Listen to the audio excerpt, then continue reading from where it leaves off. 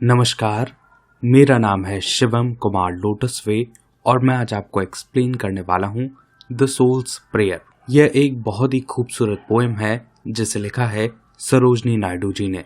सबसे पहले हम इस लेसन के टाइटल के बारे में जानेंगे। सोल शब्द का मतलब होता है आत्मा।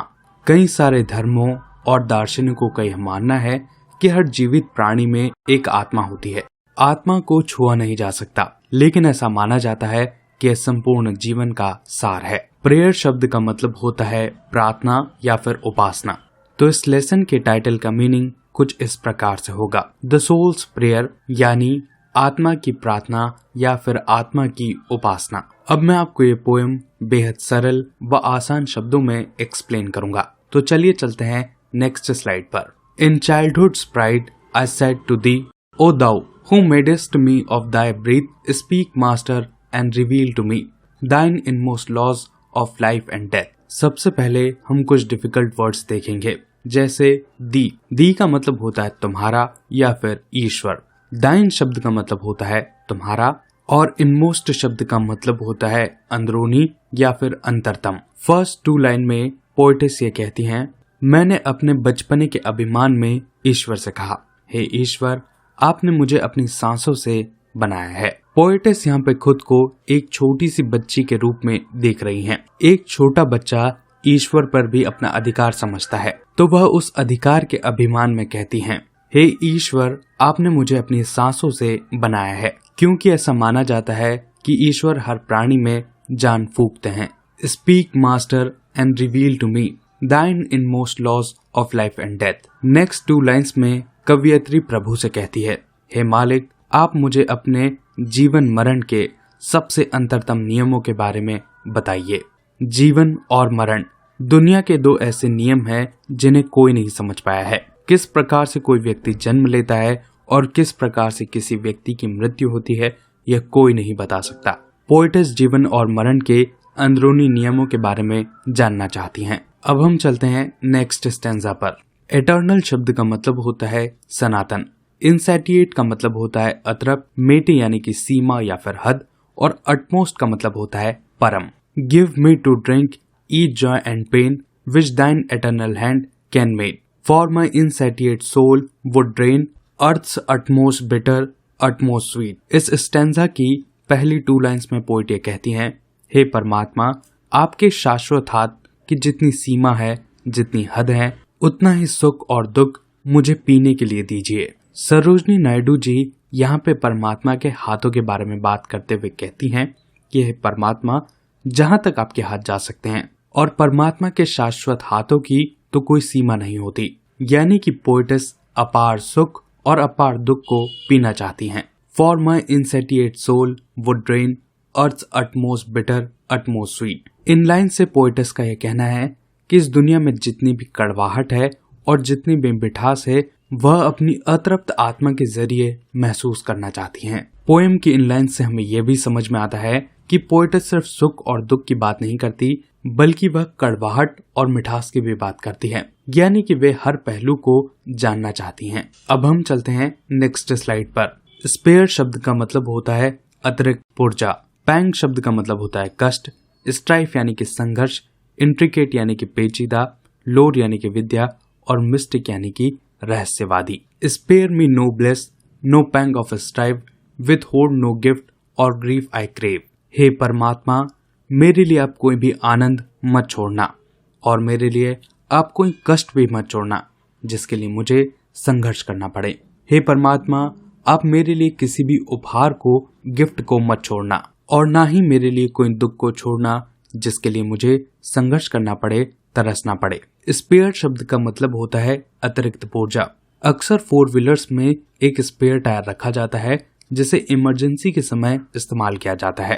अब पोएटेस का प्रभु से ये कहना है कि हे परमात्मा, आप किसी ऐसे सुख या दुख को मत छोड़ देना जिन्हें आपने एक्स्ट्रा रखा हो, स्पेयर के रूप में रखा हो। The intricate lore of love and life and mystic knowledge of the grave. Poetess का यह कहना है कि वह प्यार और जीवन की पेचीदगियों को समझना चाहती है, उनकी विद्या को प्राप्त करना चाहती है कि प्यार क्या है और जीवन क्या है। ठीक ऐसे ही वह मृत्यु के रहस्य को जानना चाहती हैं। दुनिया का कोई भी विज्ञान मृत्यु को नहीं समझ पाया है, इसलिए मृत्यु अभी भी सभी के लिए एक रहस्य है। पोएट्स उसी रहस्य को जानना चाहती हैं। अब हम चलते हैं नेक्स्ट स्लाइड पर। टर्न शब्द का मतलब होता है पीठ, हियरकिन शब्द का मतलब होता है ध्यान देना, अनकॉन्कर्ड का मतलब होता है अपराजित, रैप्चर यानी कि उत्साह और डिस्पेयर यानी कि निराशा या फिर मायूसी। Lord thou didst answer stern and low, child I hearken to thy prayer.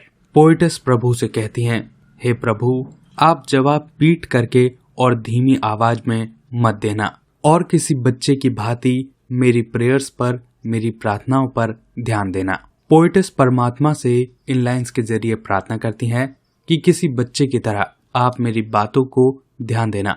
जब कोई छोटा बच्चा कुछ कहता है तो माता पिता उसे ध्यान से सुनते हैं, तो ठीक ऐसे ही आप मेरी बातों को ध्यान से सुनना। अब तक कवियत्री ने ईश्वर से जो प्रार्थनाएं की हैं, जिसमें सुख और दुख, कड़वाहट और मिठास और मृत्यु की सच्चाई के बारे में वह जानना चाहते हैं, आप इन प्रेयर्स को ध्यान से सुनना।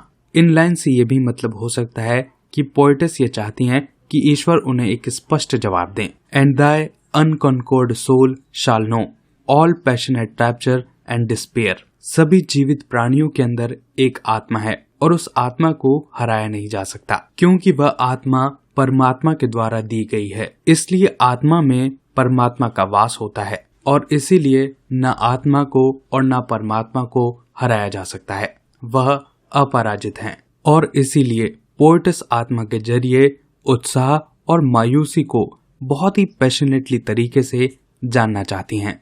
अब हम चलते हैं नेक्स्ट स्लाइड पर। पर्ज शब्द का मतलब होता है शुद्धिकरण। Thou shalt drink deep of joy and fame and love shall burn thee like a fire and pain shall cleanse thee like a flame.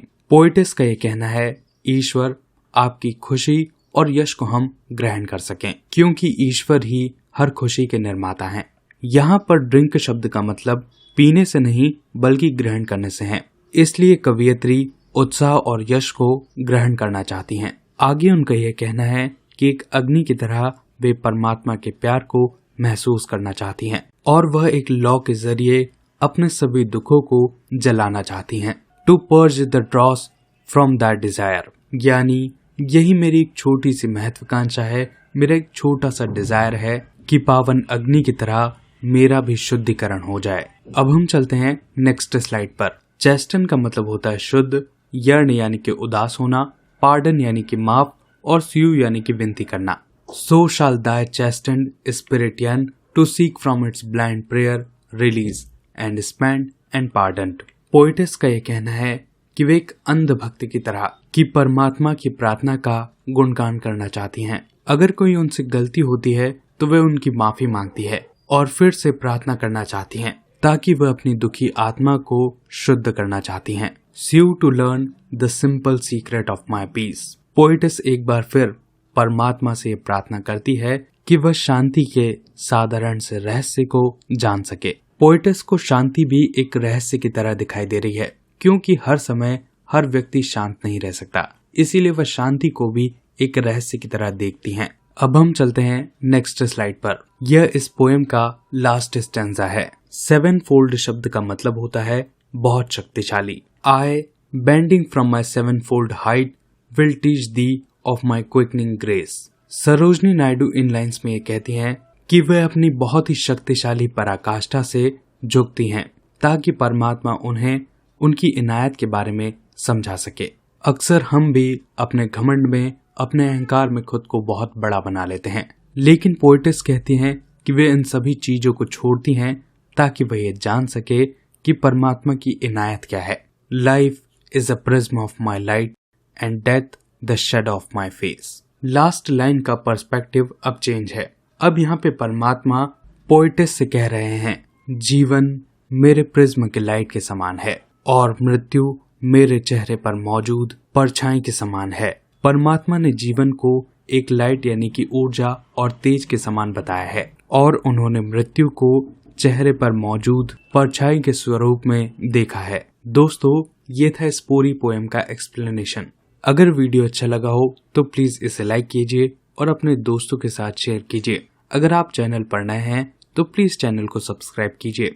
अपने आसपास सफाई बनाए रखें और एक पेड़ जरूर लगाएं। बहुत बहुत धन्यवाद।